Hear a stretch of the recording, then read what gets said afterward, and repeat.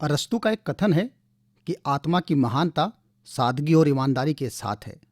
यह सादगी शब्द सुनने में बहुत सरल सा लगता है, लेकिन आधुनिक दिखावे और भागदौड़ की दिनचर्या में इसको अमल में लाना उतना ही मुश्किल।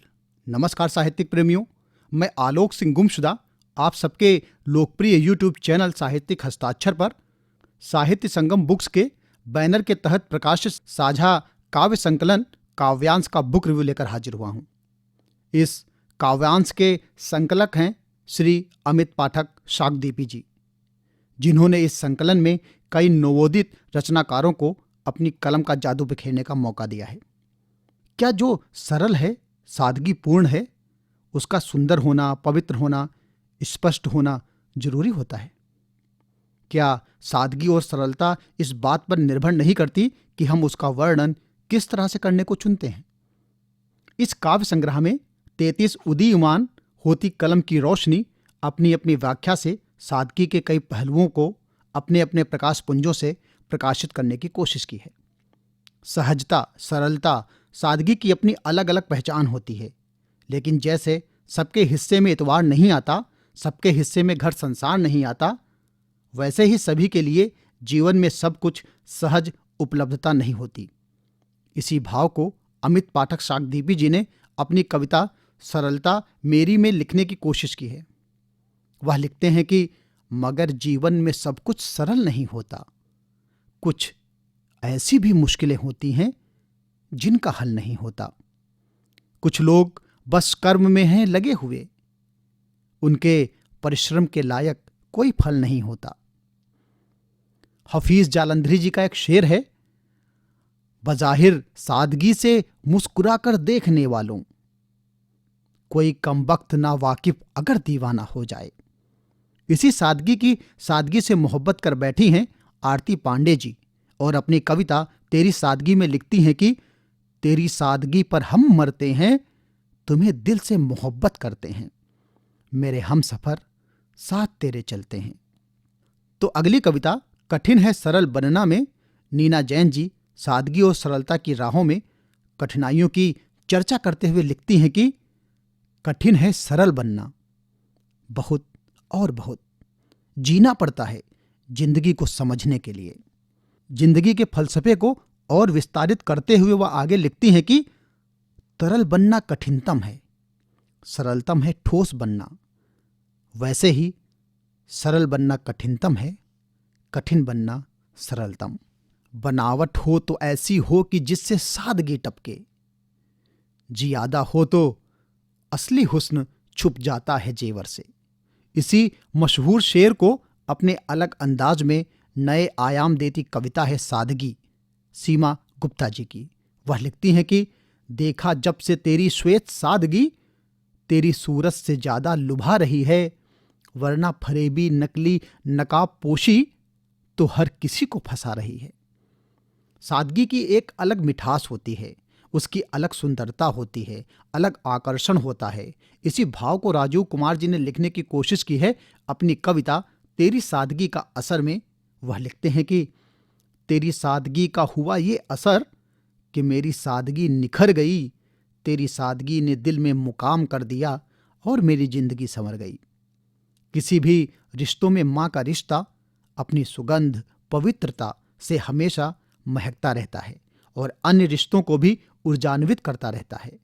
उसी माँ की सादगी के राज जानने की कोशिश करती अगली कविता है वर्षा श्रेयांश जैन जी की सादगी और माँ।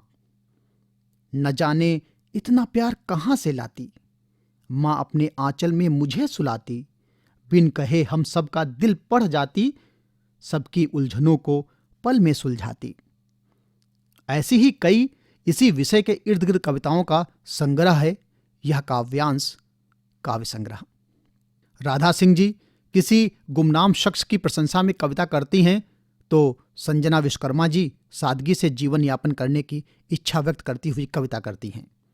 नीतू जोशी जी अपनी कविता में सादगी की महत्ता को बताते हुए लिखती हैं कि सादगी वो सुंदर आभूषण जिसे पहनना हर किसी के बस में कहाँ, जो पहनता है इसे वो इसकी महत्ता को जानता पहचानता है। तो पुष्पा सिंह अचला जी ने आधुनिकता की भेंट चढ़ता सादगी का एक पक्ष अपनी कविता में उजागर किया है। सरल नहीं है जिंदगी कविता में सीता देवी जी ने जिंदगी में आने वाली मुसीबतों को लिखने की कोशिश की है, तो प्रिया प्रसाद जी ने सादगी के आध्यात्मिक रूप के दर्शन करवाए हैं अपनी कविता के माध्यम से। अफजल खान जी का एक शेर है, तू भी सादा है कभी चाल बदलता ही नहीं, हम भी सादा हैं इसी चाल में आ जाते हैं। कुछ इसी सादगी पे दिल लुटाते हुए अपने आसार लिखे हैं अनूप अंबर जी ने। तेरी सादगी पे मरने लगा हूं, मोहब्बत और भी करने लगा हूं, मेरे ख्वाबों ख्यालों में हो तुम, तेरी गलियों से गुजरने लगा हूं।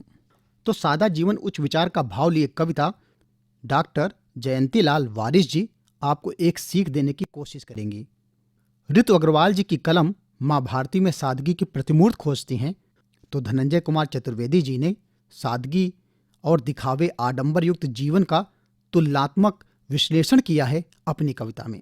रमेश कुमार चतुर्वेदी जी कई उदाहरणों के माध्यम से, कई व्यक्तित्वों के माध्यम से सरलता को आत्मसात करने की प्रेरणा देते हुए नजर आएंगे। तो और कहीं सीमा रानी शर्मा जी अपनी कविता सादगी में सौंदर्य खोजते हुए दिखेंगी। चंचल मन मृग नयन कटार, अप्रतिम सौंदर्य में लिपटी नार, सादगी लिए अनुपम अपार, अद्भुत ज्ञान का तू भंडार।